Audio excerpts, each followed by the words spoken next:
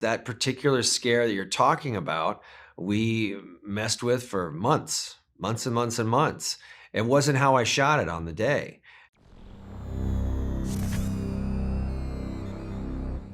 What's up, My man? friend, Good to see you. dude, man, it's great to see you. Dude, congratulations. Thank you. Directorial debut, you nailed it. In fact, a funny story was on the Sony lot the other day, and it was a bunch of press, and sometimes press can sit there, not me, but they'll sit there like this, whatever, trying to critique whatever. Dude, one guy let out the biggest scream. It was one of the first jumps. Yeah, like 15, 20 minutes. I'm not ruining anything, but the first one, you know what I'm talking about in the movie. I do. And dude, I thought somebody was getting attacked outside in the hallway. So you got us. I love it. What was it like, the experience behind the camera? Of course, you and I have talked over the years, a bunch of these films.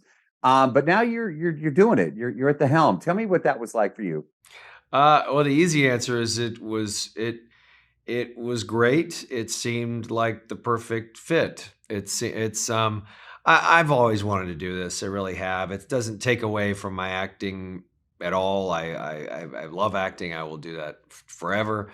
But I always knew I would transition into this. I just didn't quite know when or how, or I'd been looking, but when this opportunity presented itself, it just was too good to pass up. So, to have this trial by fire with a group of people that I've known for so long and knew I'd be protected and knew that the movie would come out. That's the other thing is I didn't want to do one of those. It was never about a vanity project for me. I never wanted to go and do some little movie just to say, look, I directed one. Like that doesn't interest me. I want people to see it. I want it to be on a big screen. So this was like, are you kidding me? This is the greatest opportunity ever.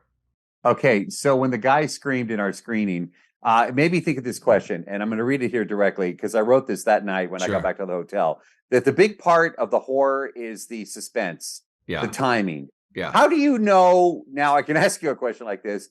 So far, it's like when you do that jump scare, leading up to it, the timing. How do you know when to get to that, or when not to? Yeah, I have to say it's a learning process. That particular scare that you're talking about, we messed with for months, months and months and months.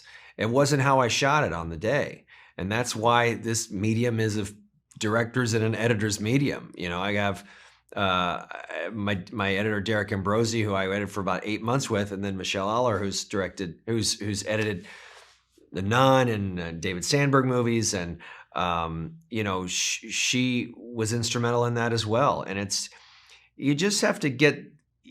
There's several ways to do it. You don't want to lead the audience with the music. I mean, I'm very musical, as you know, so I think the music of that is important. Not literally the music. I mean, yes, literally the music is important too, but understanding the energy of, like, you don't want it to lead, because then you all know it's coming, right? But you want it to lead, and then settle down. And then, God dang it, didn't see it coming. So you want to feel like the moment's over, but it can't be too long. So that's the fun part. I mean, that's the great. I love it. I love being in a screening and hearing people jump. It's the best. Dude, it's great. I told you a couple of movies ago what a chicken I am on these. So you got me, you got us. Congratulations. Always great to talk with you. And I told Ty earlier, I'm like, dude, you've really grown up, because he told me you've known him since he was 3, but I've known him, since the Jurassic movie, and he was a kid then. I'm like, dude, what? You're all grown up. Hey, Patrick, dude, I love calling you friend, brother. Thank and good you. job. Great to see you, Dave. Take care, man.